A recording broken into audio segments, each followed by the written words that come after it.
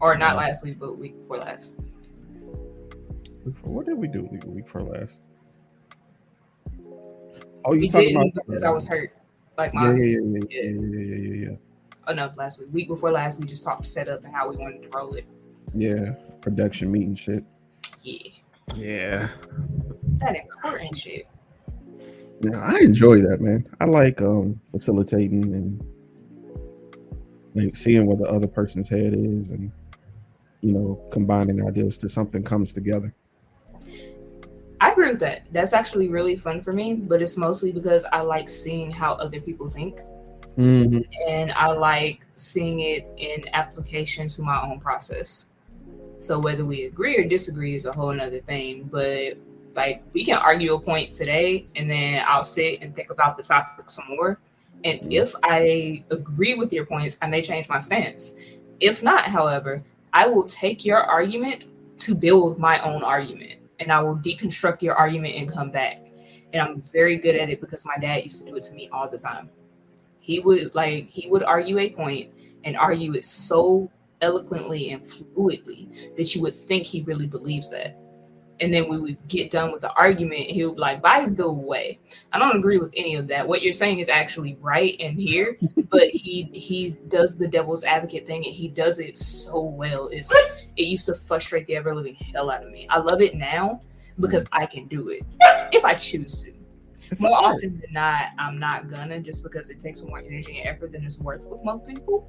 Mm-hmm. And I live to piss people off. So I don't necessarily want to play devil's advocate unless I feel that it actually needs to be done. The fact that you said you live to piss people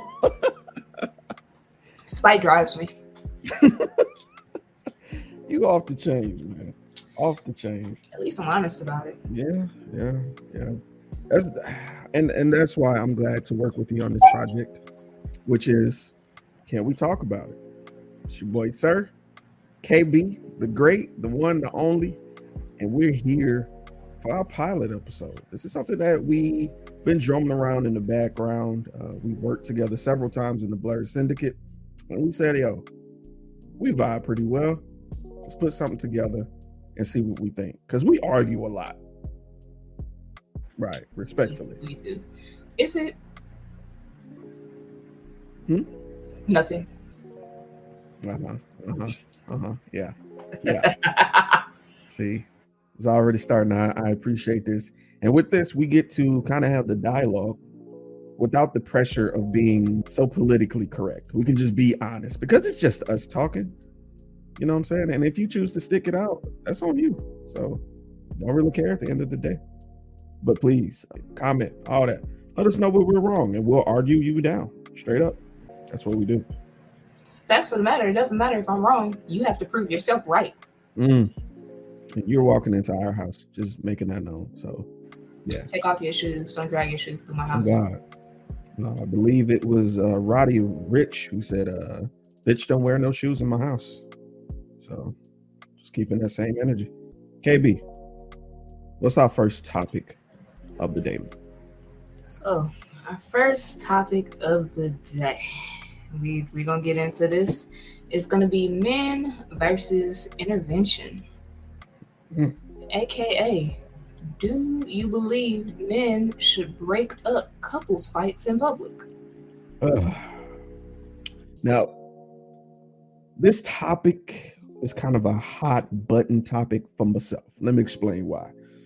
I firmly believe that there are certain aspects of being a black man that are outdated, certain perspectives, certain roles that are expected of us, but I feel like they place us in harm's way. I believe in chivalry, but I believe it up to a certain point. So this was one of them. I 100% believe that no one should be placing their hands on another person. I believe no man should be placing his hands on a woman, children, all of the sort. I don't believe in it. 100% I'm against. The question I posed to KB was, if you were to see a couple fighting, should a man go and attempt to break up the fight? Now, my stance is no.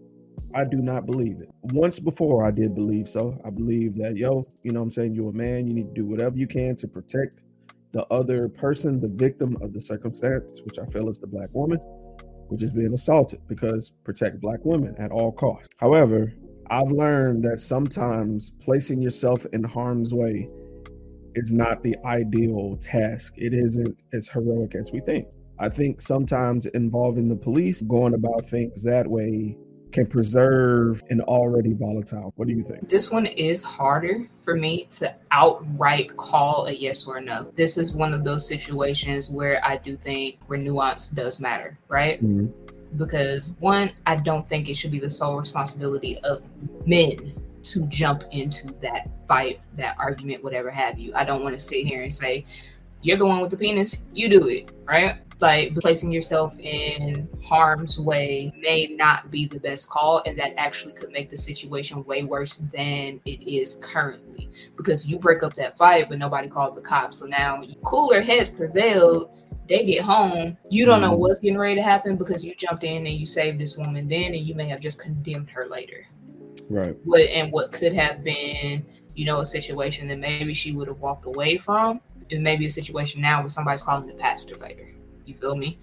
So I think that intervention of others is necessary here. Call the cops. And I realize that, especially as Black people, we have a questionable relationship with cops. But in a case like this is what they're for. Right. And you would hope that they would do their jobs. I'm not feeling, me and you out having a great time and this couple gets into it. I'm not about to tap you. Hey. No, we're not doing that. I will also say that because the type of person that I am personally, I'm squaring up with him and I'm gonna whoop his ass. And I don't think she's going to be in very much danger after that, because you probably going to pack your things and go if my 5 foot, 120 pound frame wreck you like that. Right. But also, I'm trying to break your leg. So you're not going to get a chance to put your hands on her again anyway. Another reason I brought this up is because I've witnessed situations like this. Third party got involved and they stopped fighting each other to fight the third party. Right. What should that third party do? So, again, calling all things even, I'm trying to end man's whole walking career. And if she gets involved, I may not do her the same way because it's hysterics, right? You don't really know what's going on. And for a lot of people who are, I'm hesitant to say that it's just women that it happens to, because it does happen to men. You just don't see it as often, and it doesn't get talked about in the same way. So respect to that statistic. Y'all get it. With that, a lot of people who are in those situations are at a point now where they don't know how to operate outside of that either. They also look at their aggressor as their protector and their provider. So when that type of thing is happening, it's like, oh, you may be hurting me, but now someone is actively hurting you and I have to still protect us. Yeah, it's unfortunate and it does happen. And I'm just honestly probably about to slap the hell out you. Go sit down somewhere. But my immediate action is towards the aggressor to simply stop the aggression. And I believe in meeting aggression with aggression. And I respect that point of view. I find it hilarious that you're going for the legs. You know what? Yeah, I'm little. So I got to get what I can reach, one. And then the other side of that coin is, because I am so small, it's definitely a part of the Napoleon complex. The thing is, I got to get you before you get me and before you can get me. So I have to not only try to hit you, I can't hit you harder. You're bigger than me. So I need a multiplier. So I need the biggest object that I can lift and maneuver, bats, bricks, whatever that looks like. But I'm also going for weak points on you because I cannot afford for you to get me back. Feel me? Sure. So I'm taking out ankles, I'm taking out legs, I'm hitting you. This might kill you. I might go to jail. I'm going for temples. I'm going right in that area. Like, listen, we're not playing any games here. I'm 5 foot, 5'1" if I got the right shoes on. Damn. Right, I'm little. We're not doing this. 120 pounds. Get out of here. You probably got to stay in when it's windy. Listen, I do. We moved to Charlotte, and then we moved in the summer, and hurricane. See, I can't remember which one, but a hurricane rolled through right after, and I was literally walking like this in the parking lot. I hated everything about it. I was so angry because why would you push me like this? And I was bigger then because my body was shaped different. Right. So I was so mad because I was heavier then. And it's like, this is maddeningly disrespectful. I don't know what hurricane season would do to me now. I would probably end up like rolling down the street. That wasn't a laugh. That wasn't a laugh. You know that scene in Venom when he said you're gonna be an armless, legless thing just blowing in the wind? 100. Right. Oh, I refuse to refer to you as a turd in the wind, bro. Nah. Flailing, bro. Flailing. Wacky waving tube inflatable man. Help. Help me, nigga. Oh. Putting brakes in my pocket. See, that's how you do it. We just got to get you wearing heavier clothing or a good pair of boots. Get you some Timberland boots. I have a pair of all white sandals. Yeah. All white? Yes. Except for the sole. The sole is like a gunmetal gray. I got them right before Christmas last year. Shout out to my ex. What? Oh, well, hey, salute. Listen, we're on great terms. They've done a lot for me. We got another topic. We do. And I got to sit up for this one. I was chilling. But now I got to get serious. So, black men versus therapy. Typically, we hear this topic a lot. Oh, black men get therapy. Black men get therapy. Trauma. Yeah. This week, we had an interesting turnout where a user by the name of Unusually Bree, who is a clinician, in therapy, she went on a little bit of a rant on TikTok and Twitter.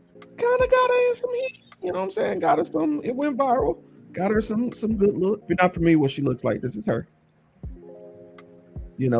This is part of the aftermath of what happened. Black America responds to therapists who scolds black men for not going to therapy. There were some consequences. Now, before we get to judging, anything that occurred or our thoughts on the matter, I want to play a minute and 3 seconds of the viral clip. Here we go. A couple days ago, Psychology Today released this article about the rise of lonely single men. Please, with all your spirit gusto, go click back on that video. I've been telling y'all motherfuckers that y'all are going to be single for the rest of your fucking life if you do not increase your emotional communication skills, emotional intelligence, or any of these things. The Psychology Today article that my good sis is referencing is nothing but proof that these podcast alpha male bullshit ass father issue heaven ass motherfuckers is forcing y'all to a lifetime of singleness. I keep seeing on this bullshit ass app that women have these poor attitudes and all this other bullshit when men truly just need to extend their emotional vocabulary so they can flourish and have meaningful, healthy relationships. But instead, y'all listening to these Kevin Samuel ass motherfuckers and it's leaving you 50 and alone. Fix it. She went into detail in a few other clips and I wouldn't feel right going and downloaded her entire library to show the entire argument. Primarily what happened was she was just speaking on her thoughts on the condition of black men and the urgency or the lack thereof of us going to therapy. You can kind of see what kind of tone she took in these videos. And unfortunately, she went viral and a few people had some things to say. A few articles were written about it because it was viewed as toxic, the way she approached the topic matter, given the sensitivity of it. And unfortunately, one of the articles that were written about the situation actually doxed her. And to those of you who don't know what doxing is when someone exposes your workplace, your home location, your home address via the internet, usually with the intent to harass you or get you fired. And that's exactly what happened. There was a shareholders meeting through her work, and she was let go, I believe, at the end of that week. The video came out Monday. She was fired by Friday. People are divided on this topic.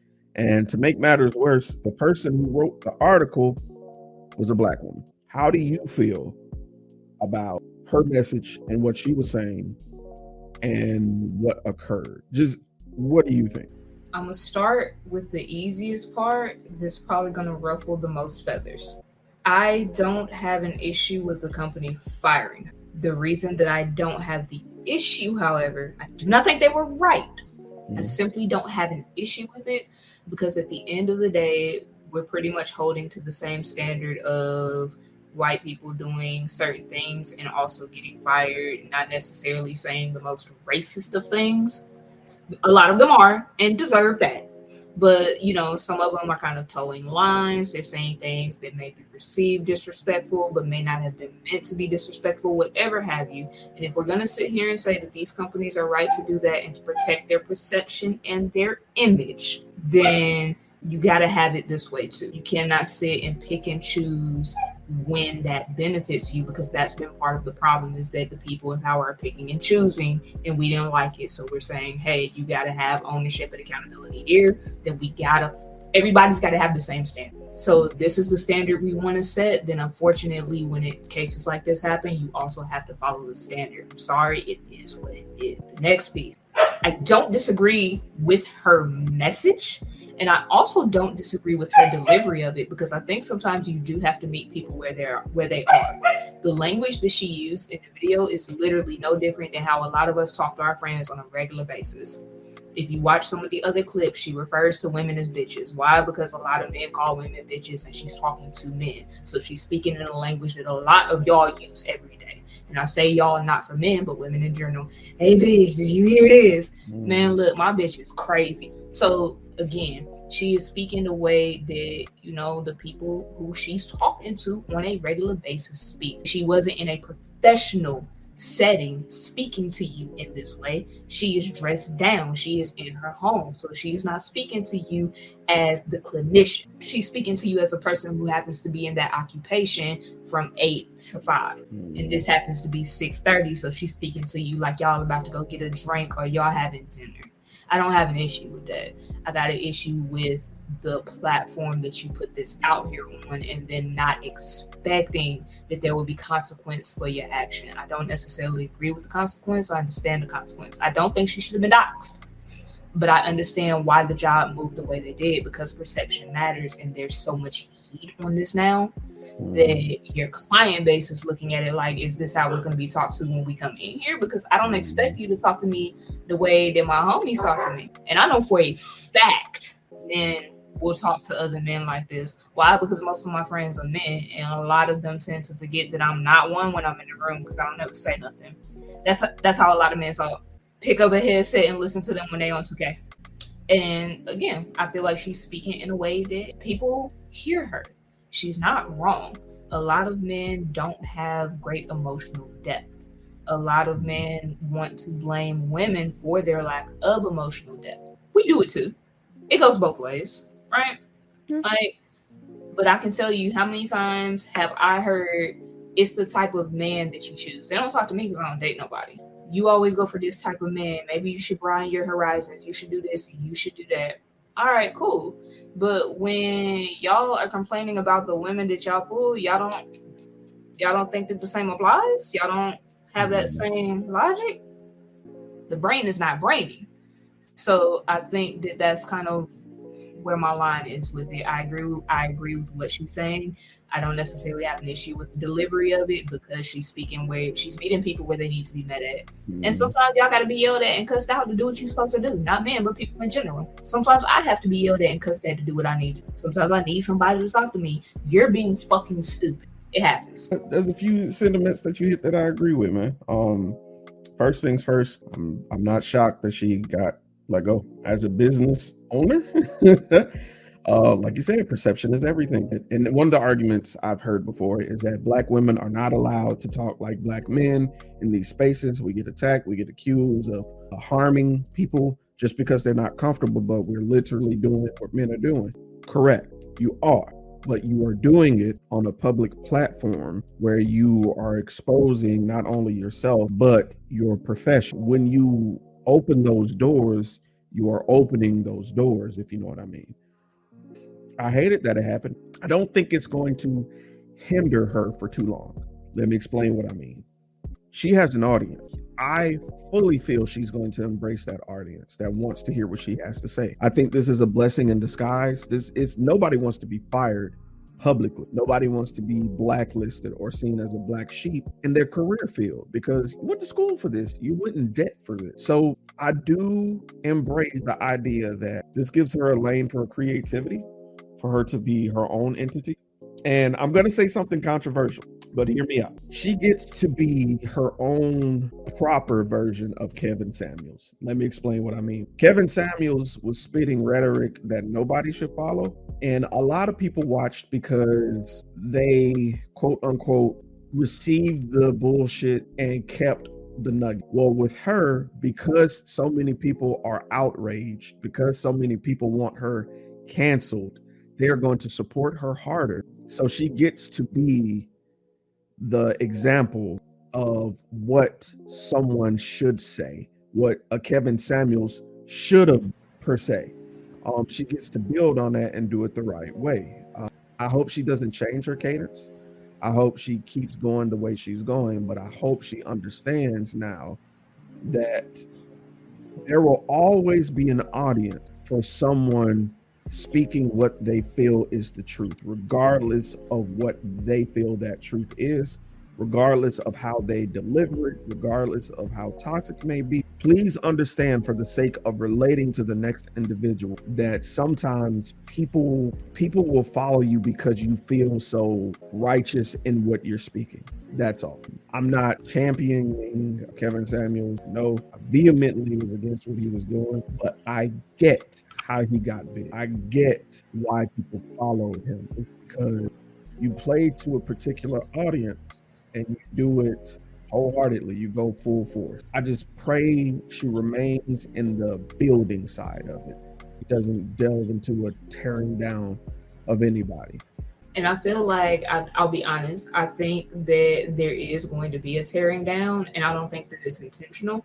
I think it's a part of the human process, right? Because she's going to be, even if she is trained, you're still human. And there's going to be that element of, I got fired trying to help y'all out, and now this is how I feel. I think that process, because I haven't watched the clip, but apparently there was one where she was like, y'all talk about wanting to protect Black women, and then y'all turn around and dox a Black woman. For real, that's where we're at. But with that being said, that was the clip in the font that was over top of her video, and I have not watched it yet. Because she released several, like you said, it was several of those clips where she was championing Black men getting therapy and basically saying, y'all haven't been the way that some people feel attacked and feel oppressed. You haven't really had to be in that mode for a minute. It hasn't really been expected of you socially in a minute. It's been expected of you because of how you view yourself. And that's a very important distinction. Like, me and somebody were talking the other day about the perception of men and women and roles and things like that. And one of the things he said that really bothered me was that I said that I did not need a man for protection. And he was like, equating a man to a gun, that's where we're going with this. And I was like, well, pause. I never equated men to weapons. Me saying I don't need a man for protection isn't reducing you to anything. It's saying that I don't need you to fulfill this role for me. I never said not having you was a thing. I never said I didn't want it. I said it is not a necessity, and I don't view Black men as my protectors. I simply don't. I don't view men in general as my protectors. I don't have to. I was taught how to protect myself from both of my parents. So it's never been a necessity for me. But he was like, saying that you can protect yourself just as well as, your man in and of itself is a slight to him. And I was like, how? How is that a slight to you? And if you really perceive that to be the case, can we talk about that? Can we talk about why you feel that your role is nothing more than that? Because I'm not cool with that at all. And that's part of the issue is, yes, men are pigeonholed into certain roles just like women are, right? But who made those roles in the first place? Who assigned those roles? And who perpetuates the idea that this is all y'all are worth in the first place? It's not just women saying this is all that you're worth. This is also other men telling men this is all you are worth, which can get heavy, gets frustrating. And that's what breeds people like Kevin Samuels. It's what breeds, Mr. Potato Head Man. What is that man's name? The MMA dude. Nah, not him. The skinny white boy. It just got kicked off tape. Oh, Andrew Tate. Like, that's what gives rise to those type of men, because they're talking about the fact that they're pigeonholed into these roles and they don't necessarily feel they should have to be. But at the same time, I've got muscles and I'm an alpha. Alpha men don't exist. That whole premise that you built it off of was wrong. And the scientist who founded it with the wolves admitted that he was wrong, tried to stop the publication. It ran anyway. Next, your whole existence is out. Interesting point, man. I really hope that Unusually Bree continues to be positive, because I ain't gonna lie, I went and watched her most recent videos, and yeah, some of them are a little bit more intense. I won't say she's lashing out, but she feels a way, as she should. You know what I'm saying? I just hope it doesn't change her content. It doesn't taint the good message that she was giving, because she was saying some real shit. Right. Hey, stop fucking with them dusty bitches. Like, exactly. for real, they hurting you. Listen, go, everyone. Find a therapist that fits what you need first and foremost. Because again, sometimes you don't have the right therapist, and the way that they approach their methods or whatever don't work for you and what you need in order to grow. I went through 2 before I found the one that I like to unstill. I went through 3 that I had here that I wasn't feeling, and I'm not with one right now, but I will be getting back to it. Everyone, do yourself a favor. Get help. Get it, seek it, find it, continue it. Everyone. But especially for Black men, because the world does not love you. There are individuals who love you. There are.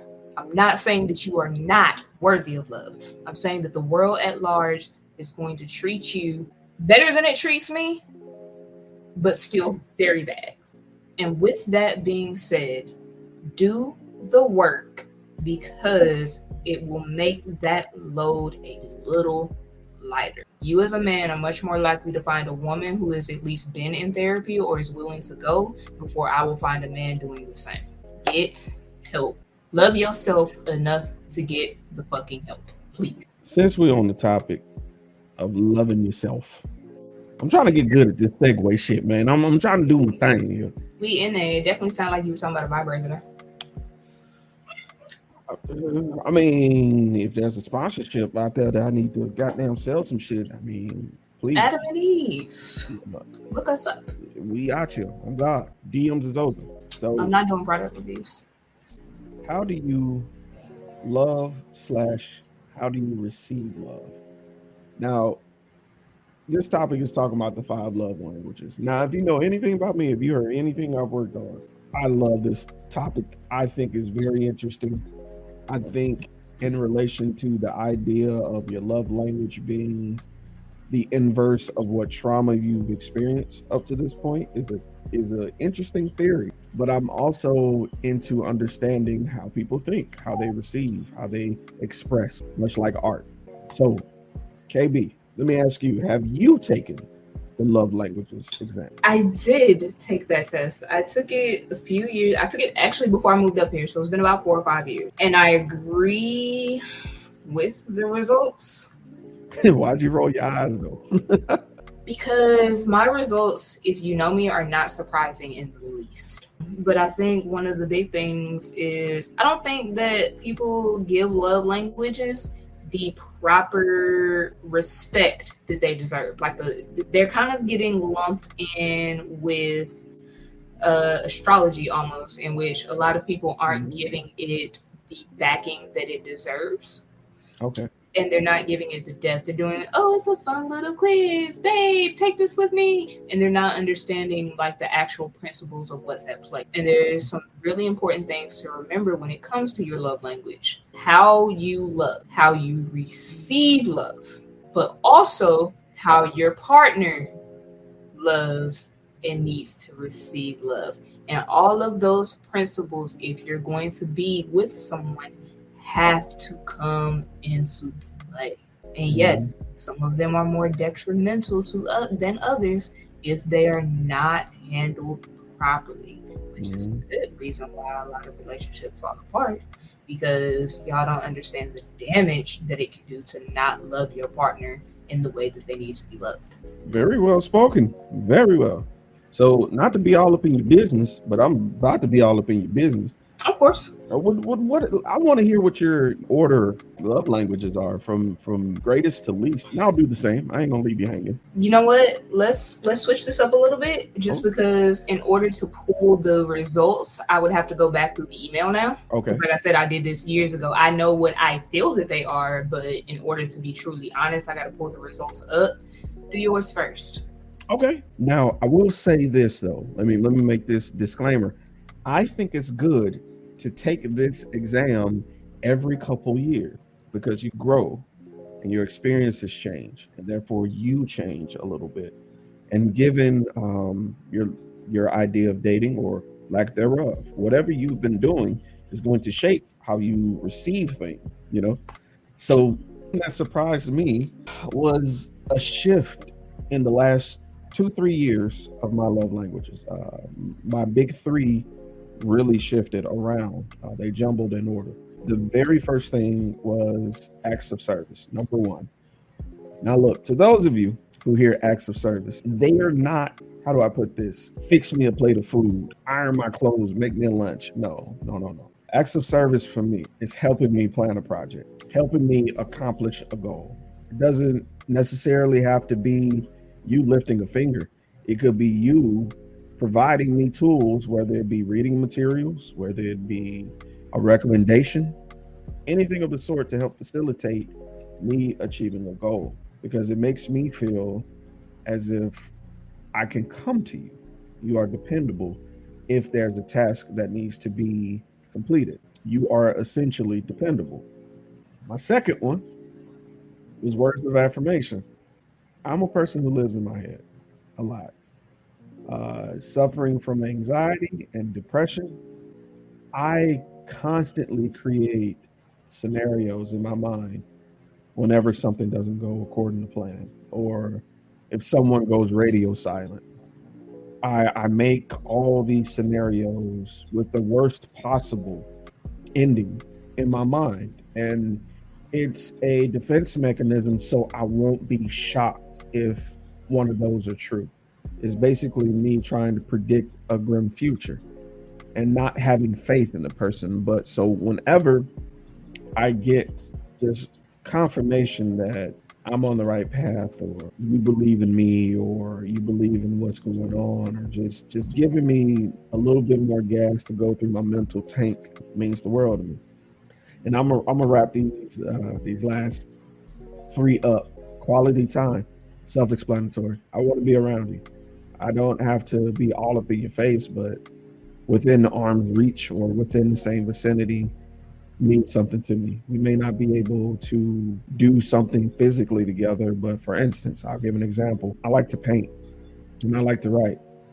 You don't have to be painting and writing with me, but if you're near me doing work, or just might be cooking, or you might be goddamn just playing a game or something, you might be typing a paper, just me being in your vicinity gives me that warmth of companionship. Now, my two least, physical touch and receiving gifts.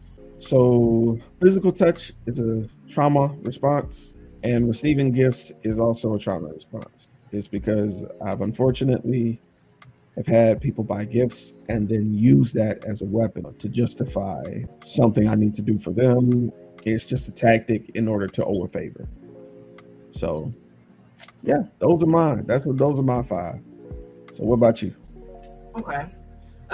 Because you said you're a fan of retaking the test, I kind of want to take it now, but I wanted to make sure I was listening to you, which is why I did not take it. But because the email is actually it's 5 years old, so that's the last time I took it. I haven't been in a real heavily physical relationship in about 7 or 8. Okay. So that's kind of where the line was, because I do have a recent relationship I was in, but we were not going anywhere, and we knew that.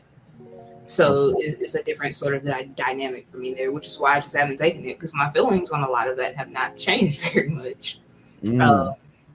So, and that's why I say, knowing how you show and how you receive are two completely different things, which is why I think this test does need to be taken in different ways. Because speaking in all honesty, the way that I show love is actually gift giving. I am someone who I will see something and it makes me think of you, and I'm like, I need to get this for you. You know, if my financial standing is where it needs to be at the time, and you know, hey, I really want this football game. Well, guess what? I'm probably about to buy you this one and another game, or just something to occupy your time, because I know that that makes you smile. If you play music, you know, what do you need? Do you need upkeep for your instrument? Do you need this? Do you need that? Like, that is how I show my love, is in doing and giving the gifts and things like that. And it also ties into acts of service as well, because I'm very big on, you know, did you eat today? Have you had a nap? How are you feeling? What do you need? That sort of thing. I am a nurturing-ish type of person that really, if you know me well enough, you know that that's true. Not knowing me, might not believe that a word of what I just said. But I, in terms of being loved, don't buy me anything. Do not give me gifts, because I panic. Why are you giving me this? What do you want from me with this? What do I now owe you? Which is in direct conflict with how I show love. They are complete opposite. Do not buy nothing for me. I don't want you to. I don't want you to spend your, don't do it. I don't even like for people to do things for my birthday. And that's not a trauma response. My parents and my family were all about celebrating you and doing things for you and never holding it against you or over your head. I don't know where it came from. I just hate everything about it. I hate to be touched. Do not touch me. Physical touch is dead last. Like, if you touch me and I don't know you're getting ready to, two things will happen. I will either like panic, or I'm swinging. Just don't touch me. Or like, and again, if you let me know, if you telegraph your touch before you do it, it's a whole nother thing, because I understand that most people are people are tactile by nature. I simply am not one of them. Don't touch me.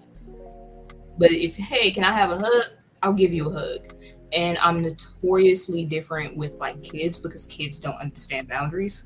Right. So if you've ever seen me interact with kids, you would never think that I have such a hard line with touch, because kids don't understand. So I'm not about to sit here and fuss at them for it. Go ahead, get it out the way, hug me. Can you let go now, please? Like, but when it comes to like grown people, nah, respect my bubble. Don't make me hurt you. And that's been a big issue with relationships, because most people want to at least hold your hand. They want to. Quality time, though, that one is a big one for me. That's how you can show me that you love me and care about me. Because like you said, I don't need you to necessarily talk to me and be up under me. I don't need all that. But if I'm reading a book, I would like you to just be in the area. You can cook dinner, you can play a game. We don't have to really interact physically or verbally. I just need your presence in my space. That soothes my soul. That's very, very comforting to me. So quality time is definitely a big one. Words of affirmation are a very big one. I have a lot of noise in my head, constantly and consistently. My brain is never quiet. Even when I sleep, there's 1,000 things running through there. It's like a supercomputer that actually isn't doing any work.